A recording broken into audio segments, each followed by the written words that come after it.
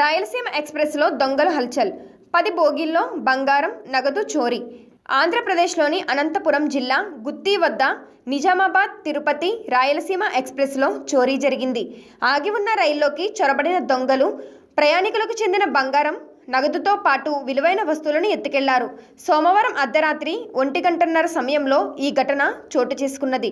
Amaravati ఎక్స్ప్రెస్కు line clear చేసేందుకు గుత్తి శివారులో రాయలసీమ ఎక్స్ప్రెస్ను నిలిపారు.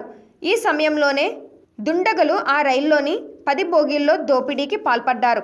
దీంతో 20 మంది బాధిత ప్రయాణికులు తిరుపతి రైల్వే పోలీసులను ఆశ్రయించారు. కాగా తిరుమలలో భక్తుల రద్దీ సాధారణంగా ఉన్నది. టోకెన్లు లేని భక్తులకు శ్రీవారి సర్వదర్శనానికి 8 గంటలు పడుతున్నది. సోమవారం 65,904 మంది భక్తులు శ్రీవారిని దర్శించుకున్నారు. 24,487 మంది భక్తులు తలనీలాలు సమర్పించారు. శ్రీవారికి హుండీ ద్వారా 3.53 కోట్ల ఆదాయం సమకూరింది. హాయ్ ఎవ్రీవన్, నేను మీ Pavani. Please like, share and subscribe GRTV. Hi, I'm Jyothi Singh.